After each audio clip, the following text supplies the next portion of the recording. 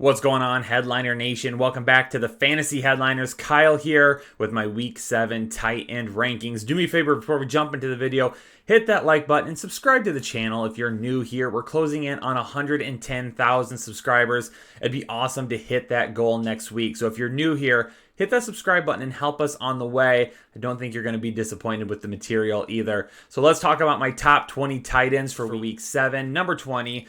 Ian Thomas scores that touchdown a couple of weeks ago, and I'm feeling, hey, maybe he gets going a little bit. Maybe they start incorporating him to the game plan. It didn't happen. This offense just does not utilize the tight end position, unfortunately. Ian Thomas could be a guy if you're looking for a potential streamer. This week just isn't great, for tight ends in terms of looking at streamers. Either a decent matchup but haven't been utilized, or, a bad matchup and we just don't trust them, whatever it may be. If you're looking for a streamer this week, there are a few here. Ian Thomas could be one, but you got to be prepared to take a zero. This guy is way more bust than even close to being boom. He could score a touchdown. The matchup shows that he could score a touchdown, but again, they haven't utilized the position.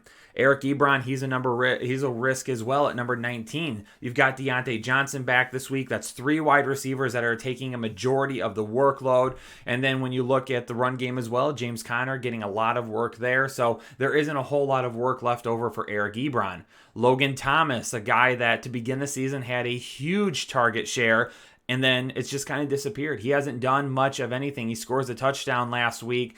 The performance last week is more what I've expected on a weekly basis from him, and he's only done that a couple of times this season. Can't really trust him this week.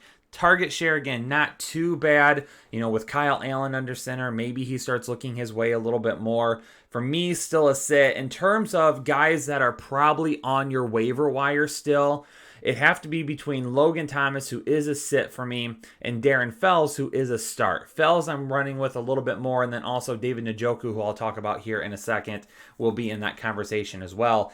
Tyler Higbee at number 17. Just can't really trust this offense. It's been a lot of back and forth. They're utilizing 12 personnel. They're getting more 2 tight end sets on the field with Jared Everett being back and healthy.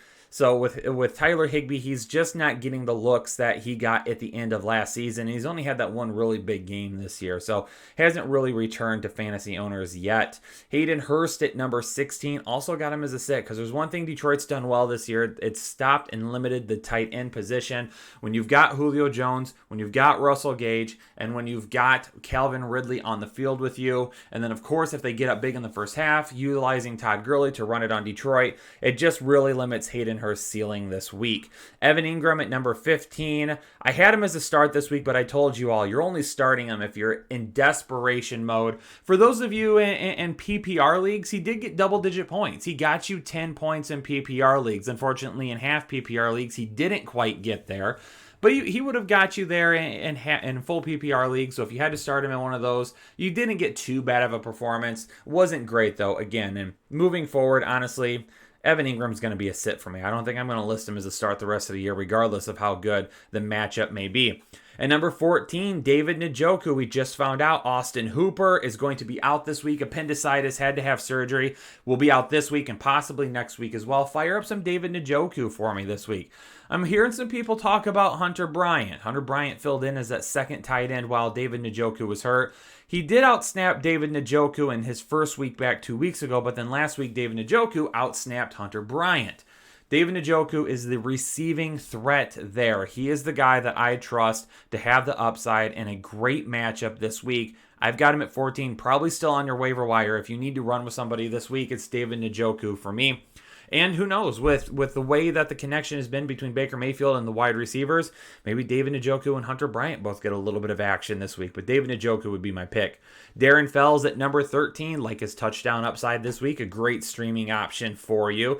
Played very well the last couple of weeks. Jordan Aiken gone last week, obviously. Made that call to switch him over. Ended up working out. We're going to put him back at number 13 this week. Dalton Schultz at number 12.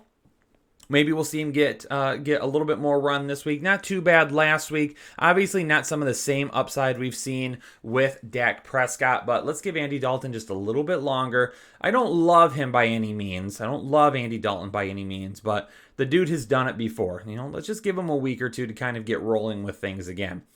Just keep in mind, Dak Prescott solidified as the number one. So Andy Dalton probably got very little reps with the ones this offseason. And again, a weird offseason where, he just didn't get a whole lot of time with the team either. So maybe they just need a little bit of extra time to get rolling again. We'll see what happens. Andy Dalton has definitely slung it more than enough in the past.